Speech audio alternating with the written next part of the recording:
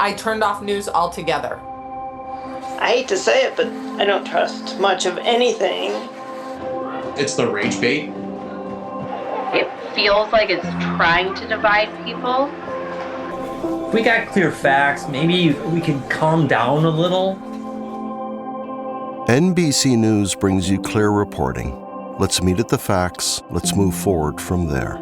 NBC News, reporting for America. We all love a legendary comeback, and Degree Original Cool Rush is back and better than ever. Cool Rush isn't just a scent, it's a movement, a fan favorite that delivers bold, fresh vibes and all-day sweat protection. Whether you have a man that spends hours in the gym, heads into the office early, or is just trying to stay fresh on a long day, Cool Rush has their back. Head to your local Walmart or Target and grab Degree Cool Rush, the fan favorite scent from the world's #1 antiperspirant brand. I'm a mom of Irish triplets, twins and my third, who I had 18 months later. So I know a thing or two about baby gear and paraphernalia, what you need and what you don't. I only give an F about 3 Fs. Form, the quality and durability of a product, functionality, and fair price. I recently discovered Baby Trend's Cover Me 4-in-1 car seat. It's a convertible car seat that has a patent-pending canopy for overhead and side sun protection. It can be used for 4 to 100 pounds and in modes including rear-facing, toddler rear-facing, forward-facing, and belt positioning booster. And get this, the Cover Me also has a very convenient recline system which allows your child to find a comfortable position and limits the amount of space taken up by the seat when in the rear-facing position. My babies did not like having their knees scrunched up to their face, and rightfully so. Problem solved. Lastly, there's a no-twist, no-rethread harness and comfort cabin with multi-layered padding in conjunction with the UPF 50+ canopy I mentioned earlier. Baby Trend was founded in 1988, and it's a brand that's tried, tested, and true.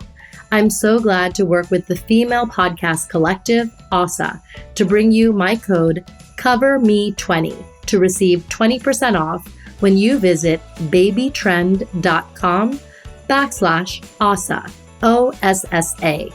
Again, COVERME20 to receive 20% off your order at babytrend.com/ASA. Safe travels! Hi, this is Robyn Ward, CEO of FounderForward, and you are listening to me on That's Total Mom Sense. We got a chance to speak about leadership, parenting, adopting, and so much more. Hi, it's Kanika, and I'm back with a brand new season of That's Total Mom Sense, where I interview parenting experts, world-renowned thought leaders, best-selling authors, and trailblazing entrepreneurs on their incredible life stories and mom sense experiences. Hi, I'm Gabby Bernstein, and you're listening to me on That's Total Mom Sense. It's me, Bobby Brown, on Total Mom Sense. Can't wait to share my story. Hi, I'm Dr. Lisa, and you're listening to me on That's Total Mom Sense. Pandemic or not, these episodes will inspire you to make every single day count. Episodes release on Tuesdays and Thursdays. Join my tribe and subscribe wherever you listen so you never miss an episode.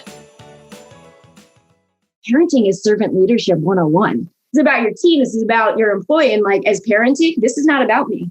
So servant leadership, humility, there's a whole lot I don't know, and I got to get real comfortable with it. This reframe that's sort of come into my mind about the connection between leadership and parenting has been extremely powerful for me in both contexts, but I think that it makes me a better leader and a better parent.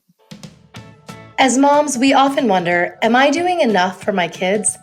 I'm here to tell you, you are super mama.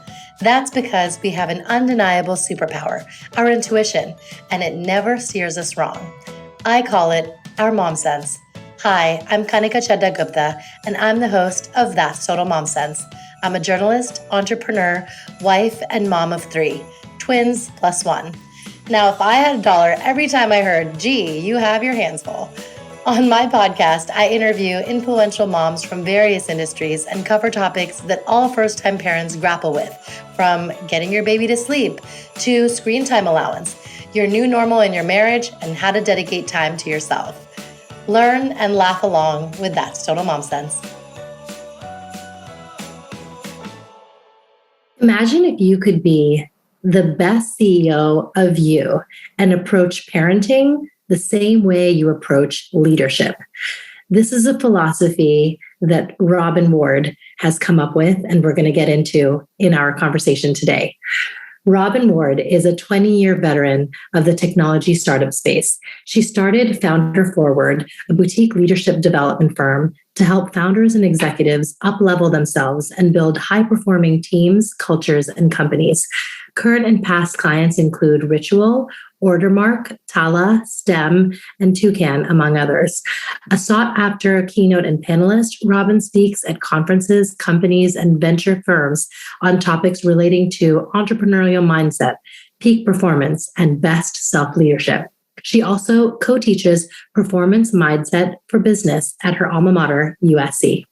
Prior to FounderForward, Robyn launched and ran the strategic investment arm of United Talent Agency, where she drove investments in Patreon, Micmac, House Party, and Thrive Market, among others. Before UTA, Robyn was a business development and operations executive who served on the founding leadership teams of several venture-backed startups, including Duckstock, acquired by Intuit, and Verified Person, acquired by Sterling Talent Solutions. Robyn is a passionate community builder and connector, as well as a longtime champion of DEI in the tech ecosystem and beyond. She has been named a top woman in LA Tech by DigitalLA and a top LA Tech ambassador by TechWeek. Robyn is a Techstars All-Star Mentor, an expert network advisor to Steve Case's Rise of the Rest Fund, a board member of the Women Founders Network, an LP in the fund, and a proud part owner in Angel City Football Club. She adopted her son, Ryder, who is now about 1.5 years old, and is a beacon for women and men who know they want to have children, but are not so aware of the adoption process. We are going to talk about all these things today. Robyn, welcome to the show. Thank you so much for having me. I'm excited to speak about all these things. Yes, me too. And I'm so glad that Sarah Harden had connected us. I'm just so thankful. And I feel like your story is incredible. And I can't wait for the audience to hear it. All right, let's dig in. All right. So I love to start from the beginning. Let's hear about your childhood. As a kid, when someone asked you, what do you want to be when you grow up? What would you respond? I want to run companies. I did. I'm not one of those people that has some really interesting story with a bunch of career shifts. My grandfather, who's my namesake, Robert, was an entrepreneur, and I was obsessed with reading his magazines back when they were print magazines and his Wall Street Journal. And I would go over there and he would teach me how to trade stocks. And I was going to be a woman running businesses. Wow. And what about your siblings?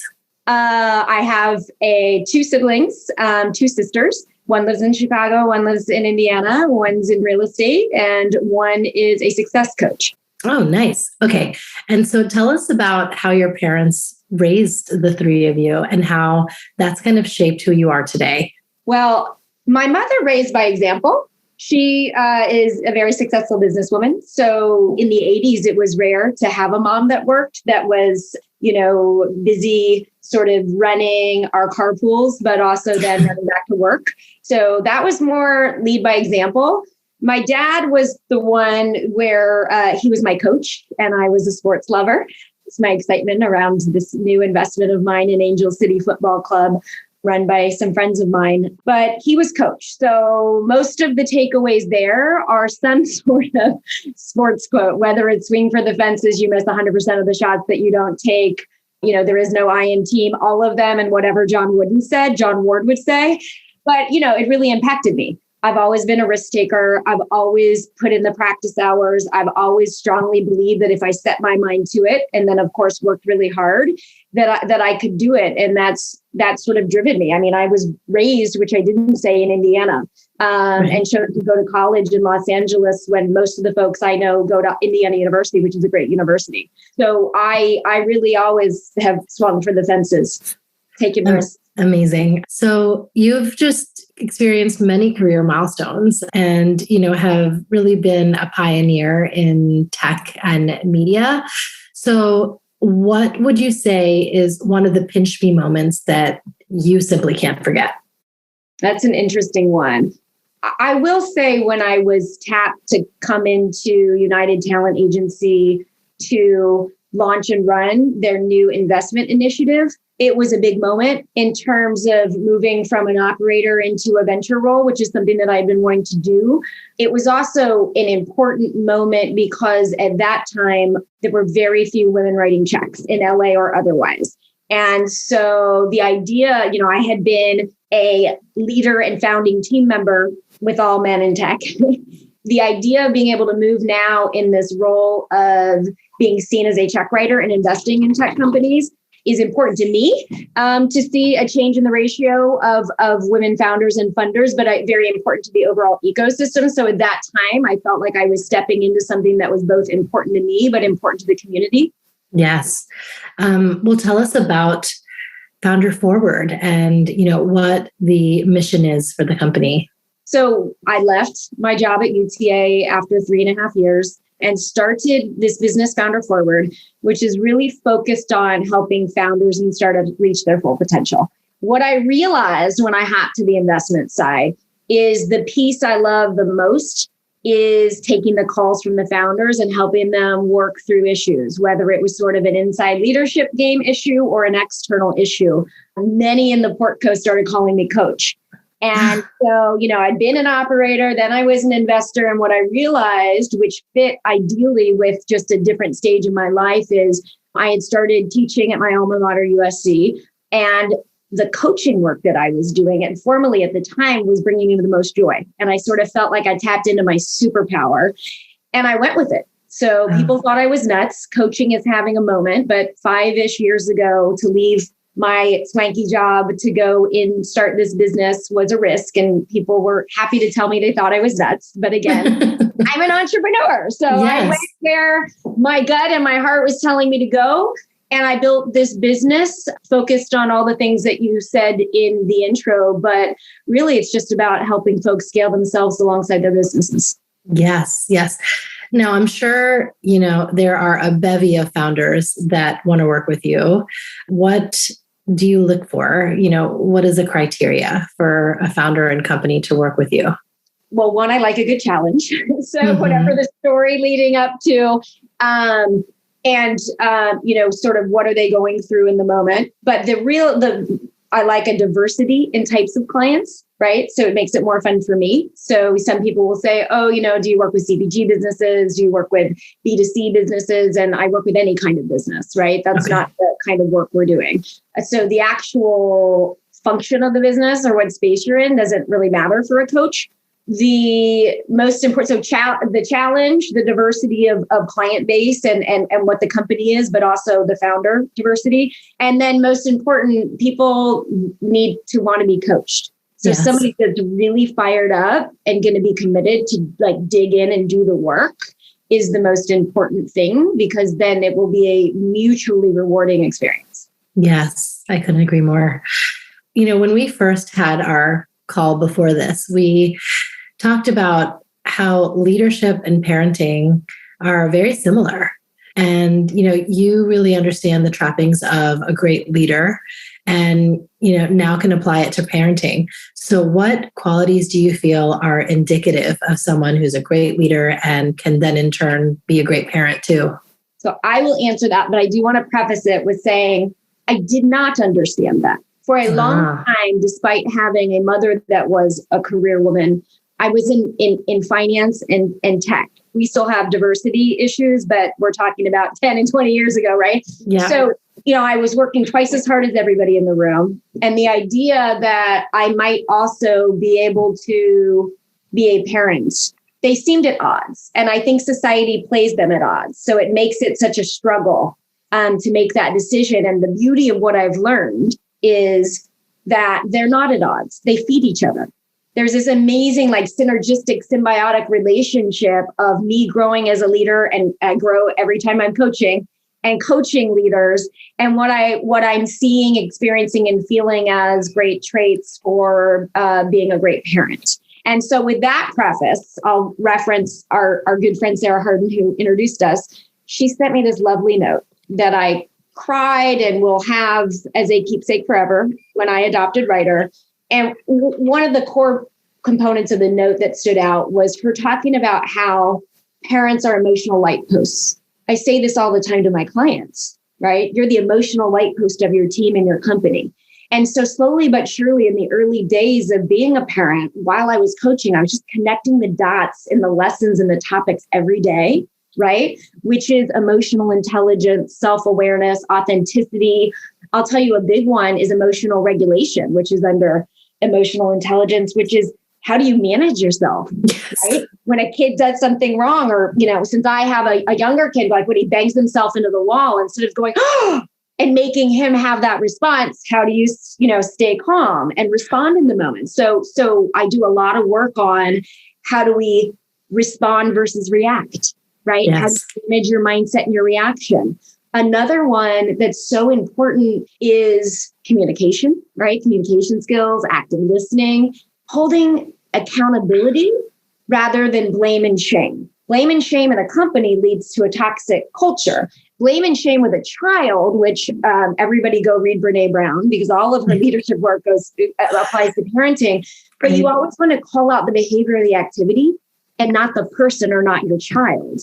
And if you are a parent that calls out the child and makes them feel less than, makes them feel bad instead that they didn't behave in a certain way, then the connection is to the core of their being, right? Yeah. And so that tweak in a management and leadership style is very important lesson to parenting, which is make sure that the feedback or the commentary is always on the activity or the behavior and not on the person. Otherwise, you're shaming, and shame can have some real impact and effect. So those would probably be some of the top ones. The other one is like parenting is servant leadership 101.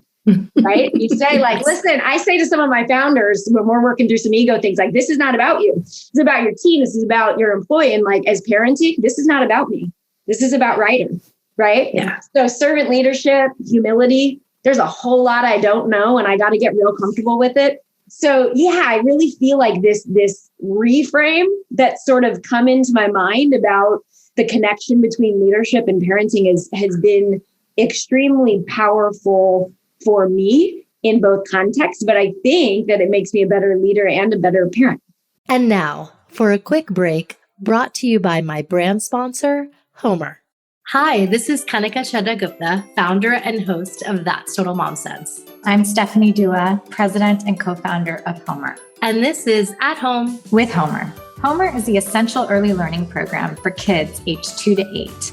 We have the most comprehensive app available for early learning skills that you can find on iOS or Google Play. And you can also find our really fun Explore kits that help kids with their math, their reading, and social emotional learning that you can find on our website, learnwithhomer.com. On this weekly segment, we're going to cover a range of topics, from raising confident readers to developing emotional intelligence. These are the skills that will carry your child through school and life and resonate most when taught at home by you, their most important teacher. So grab a notepad, your phone, or your mental notebook to remember the tips shared during the segment. And now on to At Home with Homer. Homer! This segment is on screen time as purposeful time. So during this very tenuous time, I think we've all gained new perspective on screen time. While it allowed for remote learning during the pandemic, we also have screen time fatigue and new blue light lenses from too much of it. What are some tips, resources, and guardrails you can share regarding screen time for young learners? As you mentioned, technology has saved us in so many ways this past year, but we're wrestling with this tension of how much and how we want to use it in our families. We've been able to stay connected to the outside world, teachers, family, friends, because of screens. But now as we're getting back to kind of a new normal, we need to be thinking about what is screen time and how do we want to use it in our families. So I like to say to our families, I like to use the play framework The P is for purpose. The L is for learning value. The A is for appropriateness. And the Y is for yes. So the play framework really helps us think about, instead of thinking always about screen time in a negative context, like how do we actually think about screen time in our lives? We have it, right? So how do we actually use it effectively?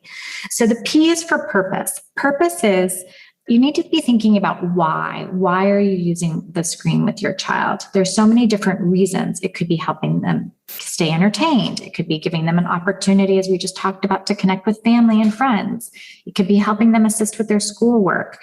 So, or it could be winding down at night. And so the kind of content and type of media that your child is experiencing should be related to that purpose. So P is for having some intention and thinking about then what is the right content or game or Zoom that you want to have based on that purpose. L is for learning value. Learning value is really about their thinking critically about the kind of content. You know, when looking at whether you're going to do an app or a TV show, you really want to be thinking about what kind of value that that's bringing to your family and to your child. I personally love to use Common Sense Media. It's a great resource and it's done a lot of legwork for parents. And I personally found them as a lifesaver for my kids. I would always, when they would argue with me and they'd say, oh, yes, it's appropriate, I can watch this, I'd say, go ask Common Sense Media. And if Common Sense Media says it's age appropriate, then it's okay. So it got us out of the debates in our family about whether they could or could not watch or do something. And I really relied on that. They're a real trusted source for learning value.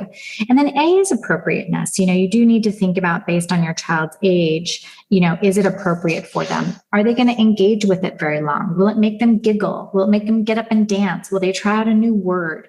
Is it personalized to them? Is it going to be a positive experience or a scary experience? These are some things you need to think about in terms of the appropriateness of the content. And then finally, the why. The why in play is for yes. You can use screens. Parents should feel empowered to use screens in a way that is mindful for themselves and their family. They aren't designed to ruin your child's future, but rather, when used appropriately, will give children the skills that they need to thrive in the 21st century. Thank you, Stephanie. I love it. Now, whenever I think of playtime, I'm going to think of this really fun mnemonic. We hope you enjoyed this week's At Home with Homer segment. To download the app, visit learnwithhomer.com/momsense, MOMSENSE, to receive your very own 60-day free trial. Your kids are going to love playing the games, watching the visual stories, and more. ¿Hablas español? Sprichst du Deutsch? Kann du noch? If you used Babbel, you would. Babbel's conversation-based techniques teaches you useful words and phrases to get you speaking quickly about the things you actually talk about in the real world, with lessons handcrafted by over 200 language experts and voiced by real native speakers. Babbel is like having a private tutor in your pocket. Start speaking with Babbel today. Get up to 55% off your Babbel subscription right now at babbel.com/Spotify, spelled BABBEL.com/Spotify. Rules and restrictions may apply. Adobe Acrobat Studio, so brand new. Show me all the things PDFs can do. Do your work with ease and speed. PDF Spaces is all you need. Do hours of research in an instant with key insights from an AI assistant. Pick a template with a click. Now your prezzo looks super slick. Close that deal? Yeah, you won. Do that, doing that, did that, done. Now you can do that with Acrobat. Now you can do that with the all-new Acrobat. It's time to do your best work with the all-new Adobe Acrobat Studio. Now, back to the interview. Homer! I want to talk about growth mindset. We hear this buzzword everywhere. What really does it mean? It means that we believe that with feedback and hard work, that we can develop and learn in areas potentially that we didn't otherwise think that we could. So I will be specific in the language we hear, because people will, of course, you say fixed mindset, growth mindset. Most people will say, oh, I have a growth mindset, right? Right. But all the time you hear language. I hear it with clients, but you hear it everywhere. Oh, I'm not that kind of person, or I'm not good with numbers, or the way I do something. Growth mindset is, every day is a new day. Don't get over-identified with who you were, because every day is a new day to choose who you will be. And that can step into the learning of these things. And so it's sort of this let go of the over-identification and know that you are malleable and constantly growing and becoming and learning. Yes. And I think that is, if you ask any VC, one of the number one traits you're looking for in a great founder. But I just think that that's one of the number one skills in life. I think life is about becoming and growing, and growth mindset is the way. Yeah, absolutely. Now you speak about best self-leadership, in your blog, and you've given talks on this.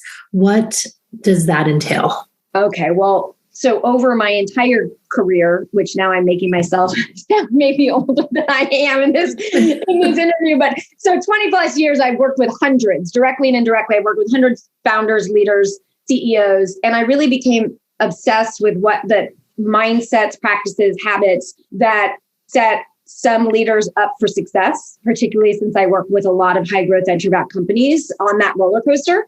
And then, where other folks do not succeed. And I built a framework around that. And that framework is called Best Self-Leadership. And other than sort of all the statistics and data that I have from what I've seen, there's a very simple core concept to that, which is just that you cannot be an effective leader of others if you're not an effective leader of self. Right. Mm-hmm. And so best self-leadership is sort of this framework and toolkit that imbues all of the work we do at FounderForward. So I use it in one-on-one coaching, but I also right now I'm working with an amazing mid-sized company in the South, a healthcare company. We've run the whole leadership team through it. And it's self-care, self-awareness, because who you are is how you lead and how you show up in life.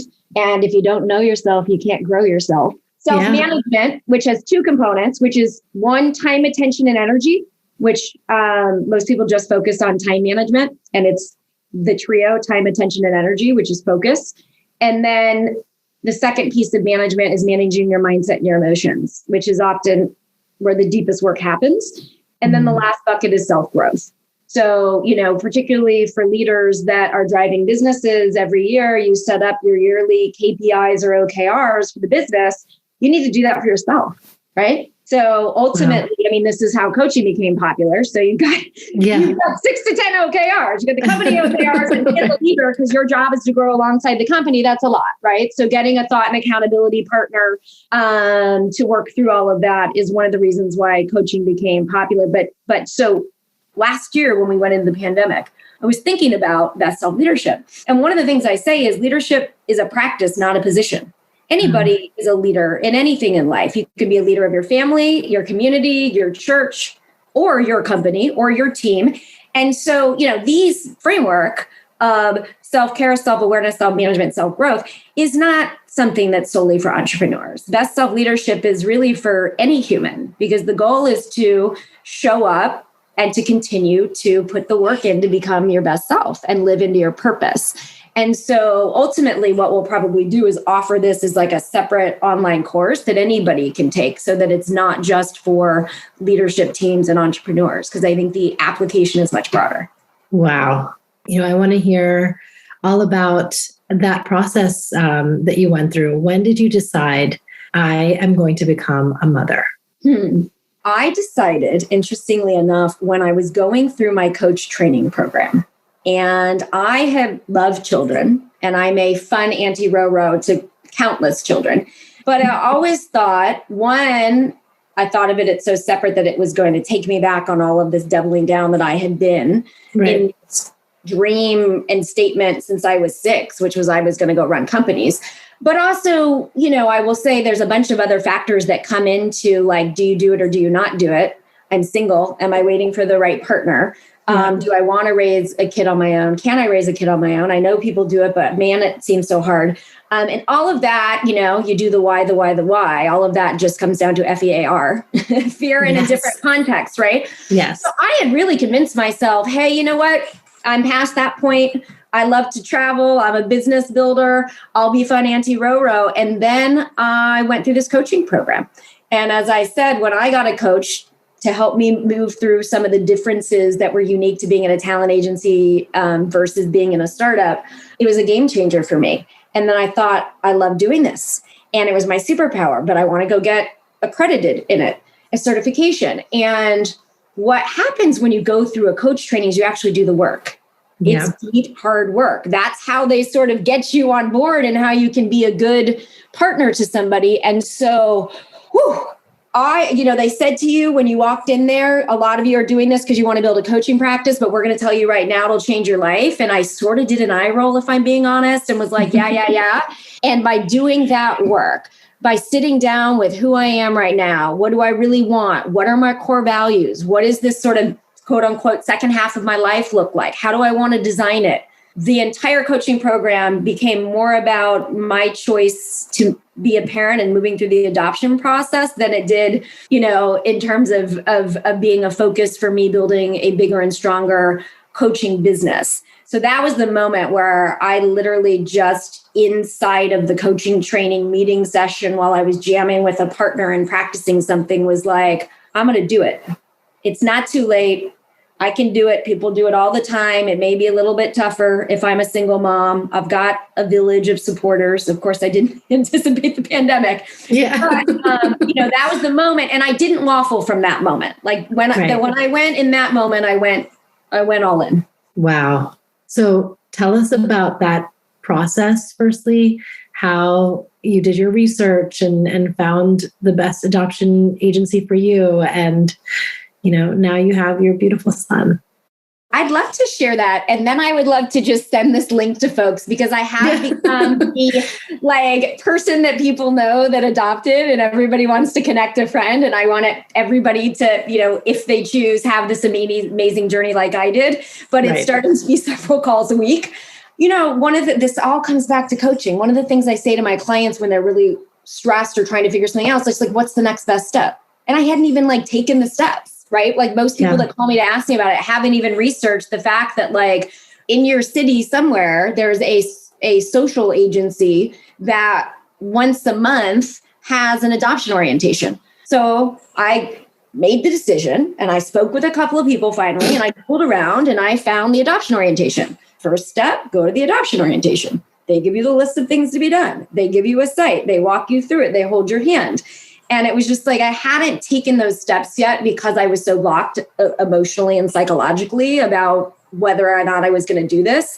Each little step, which at this point they make pretty easy and is digitized, although, might be digitized in a very 1980s way, right? There's some up-leveling to the technology at some of these places. But, once you take that first step, the path and the process is pretty laid out for you. And of course, you can just stop at any point in time. So I always say to people, listen, this can take several years. And if you're even thinking about it, go online and Google adoption orientation in your city. It's a simple first step. Right. Okay, great. Are there any, roadblocks you hit or something that you want to share with hopeful parents that they are not going to, intuitively be aware of? Well, one, I would just say it takes longer than you think, but I don't want to make the process just because it's digitized and spelled out for you sound easy. There's a good deal of psychology to this process that comes in when you're actually getting to the point where you're matching and getting on phone calls with birth mothers and developing a relationship. So it is heavy and it is hard. That would be one of the points where I really wish I had a partner in it. That piece of it, I would just say, be prepared emotionally for the idea of matching and unmatching. I think what they don't tell you is that sometimes you go through several matches and unmatches before you get to the one. So nobody had told me that. And we don't need to get into it here, but I had matched and I ended up unmatching. And I didn't know that happened. And so to sort of normalize the idea that there's more than one match and that you will find the universe will work out. I 100,000 and zillion gazillion percent know that Ryder is my boy and that we were meant for each other. And so that match wasn't meant to be. Right. Yes. So if you match and you unmatch, it wasn't meant to be. And I felt like I had a lot of help at the beginning of the process and I didn't have a lot of clarity once we got into the heart and the hard stuff. And I was sort of on a solo road there. And I would have loved to know that when I got the match, I didn't need to be so attached to that being the only opportunity and then feel the devastation of that in the same way. And that just your baby and your birth mom will come when the time is right, and you will know. Yes. Through the process, did you find that it was easier or harder to have adopted a child at birth versus an older one? Well, I'll tell you what. I actually thought I was going to adopt an older child. There were a couple of reasons why I didn't. I thought I was going to adopt somebody not from the United States. And then that is more challenging now. I was a little nervous about doing the foster route, which you do if the child is of a certain age, only because then if the parent gets straightened out or out of whatever situation that they were unable to be a fit parent, there's always that, I think, fear.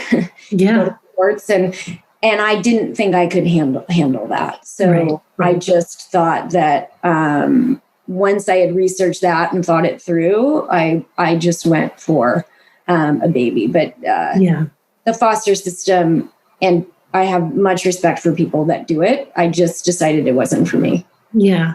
For those who are interested in looking into adopting from another country or having, more of an intercultural home, did you have any findings? Yeah, I hate to share them because I don't want it to get into a downer of a interview. But I spent a lot of time helping build schools in South America and Latin America, and I love that culture. And so in my mind, I was always going to adopt a toddler from Guatemala or El Salvador, and that was what it was if I did it. Okay. Right? Okay. Yeah. And I was in the back of my mind for a long time. Again, I made no steps to do it. And then I kind of decided I wasn't going to do it, but that was going to be my thing. Unfortunately, for the years in which I was running through this process, which actually, I guess, fortunately now, because it may change. We had children in cages at the border. And this is that most of those countries pulled their adoption with the United States. And so there was just a political environment that changed that. And so now, and I could be wrong on this, but there's Africa is it's a country that a lot of people go to it's more expensive. You also are traveling there. And there's a few others. I am hopeful that we will start opening up the borders again to be able to adopt from Latin American countries. And I feel optimistic that that's probably likely. But when I was going through the process, there was a whole lot of turmoil going on that led to nixing that idea. Yes. Yeah. And I think that, everyone is going to go on their own journey.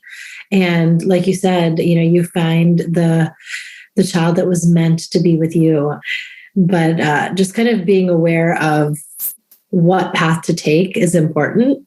And so, I think that this conversation is going to be very helpful to parents who know they want to embark on this, but don't really know what the options are or where to start.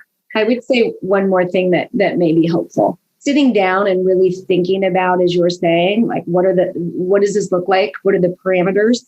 You will get a form that will be very overwhelming that goes through all kinds of parameters. Parameters mean health parameters of the baby, race parameters of the baby, drug background of the birth mom. That's the stuff that I say. And the further in you go, the deeper the mental and emotional work. And so starting to think about that stuff so that you are ready to answer those questions, think about it on the earlier end. Yeah. Yeah. That's really great to know. So there's no such thing as work-life balance. I never ask that trite question because it gets on my nerves too. But I do think that, really just the motif for this entire interview is leadership and parenting. And you can have both. There is an and, but you just have to make sure you show up, for your team, for your company, for, your business, and then for your children. And so what are some of the non-negotiables for you in how you show up?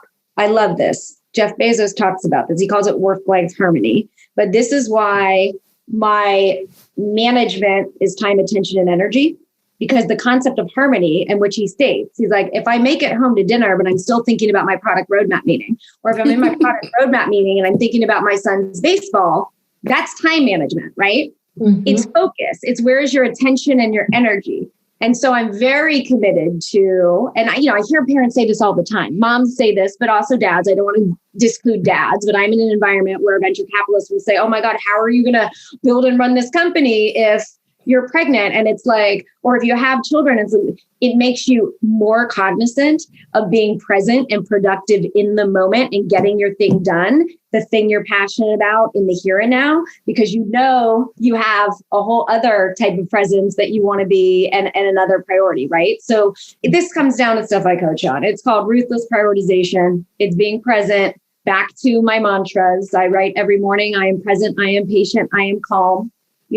I really know how to be uber productive at whatever I have blocked off time for. So I guess the last thing I'll say there is I'm a master time blocker, and I block everything in color coordinated. And I have my writer colors, and then I have my FounderForward colors. And that's how I function. And it makes it quite easy. It's actually not that complicated with intention and a plan around it. Absolutely. Tell us about a mom sense moment that you've had where you just trusted your gut. And I know, it really just fuels you in a lot of your decision making, but something that kind of related to Ryder that you can share. I've been mom sensing my way through when daycare is right for us. Yeah. And part of that mom sense, I think, is colored by the fact that we're in a pandemic. But I had made a decision that it was going to be earlier than now, and he's still not in daycare. So I then made the decision that it wasn't the right time for us. Man, I love the community of mommyhood because everybody is very helpful and wants to be helpful. But then there's also a lot of sort of inadvertent sharing of opinions. So I get a lot of opinions about whether or not I should send him to daycare. And financially and time-wise, even for me and my attention, since he still is at home, there are a lot of benefits, but back to servant leadership. This is not about me. It's about Ryder.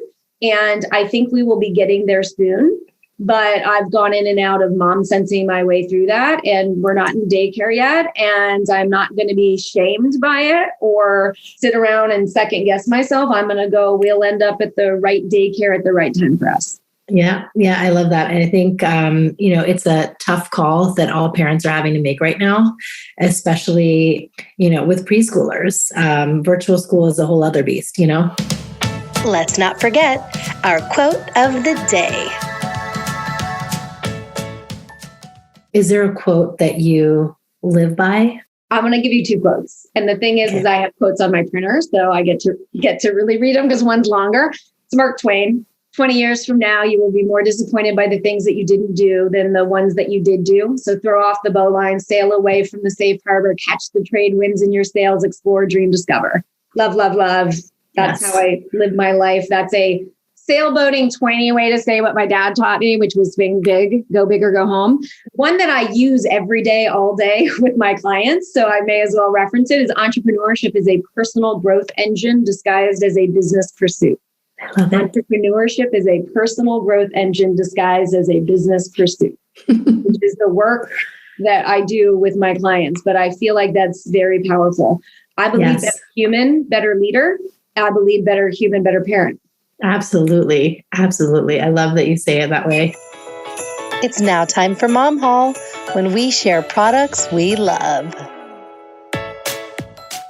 Is there a product that you are just loving during this time? This is like the fun consumer segment because it's always interesting to hear what people have to say. So is there something that you're just loving right now and want to share with the audience?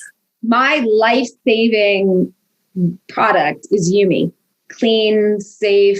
All of the food is created by, pediatricians and, it's all organic. And as a single mother who runs a business, it's been a lifesaver. I know that he's getting healthy food that I can grab very quickly if I hadn't had time to make something. Yep. That's great. That's a really good one. Lastly, where can my listeners find you? I'm a Twitter gal because it's like an early platform for a lot of techies. So I'm RM Ward at Twitter. LinkedIn, you can go find me there, Robyn Ward. On Instagram, I have a FounderForward Instagram. So, if you're a business owner, an entrepreneur, I think that would be very useful. My personal Instagram is Robyn M. Ward. And my website is FounderForward. So if you are interested in best self-leadership or any of the topics we've talked about, go to my website. Also, I have a newsletter, so you can sign up there. Yes, definitely sign up for a newsletter. I feel like the parallels that you have drawn for us with your best self-leadership and parenting are just so enlightening. I've never heard anyone speak about it the way you have. And, I think we all have to have this growth mindset as we're going through our day-to-day, whether we're building a business or raising a child. And I'm so thankful for you to come on today to share your experience around it. I loved coming on. Thank you for having me. Isn't Robyn incredible? I never knew the parallels that exist between leadership and parenting, and she broke it down so well. Better human, better leader, better parent. Thanks again for listening to today's episode. And guess what, guys? I officially have merch. That's right. That's Total Mom Sense tanks, hoodies, t-shirts, notepads, pens, mugs, earbuds, all to make your listening experience a little more cozy. So leave me a review on Apple Podcasts and email me a screenshot to thatstotalmomsense@gmail.com. And if you're the winner, you will receive some merch delivered straight to your doorstep. I will be announcing the winners during the last episode of the month. And so I'm going to announce today's. It is Sonia. And Sonia writes, love to start my day with this podcast. Cheerful, uplifting, inspiring, and informative. Thank you so much, Sonia, for that Apple Podcast review. You can email me your address and I'll send some merch straight to you. Tune into other episodes and browse my YouTube videos and blog posts on my website, thatstotalmomsense.com. And you can follow me on IG at Kanika Chada Gupta and at That's Total Mom Sense. Remember, always trust your mom sense. Stay strong, super mamas. See you next time. That's Total Mom Sense.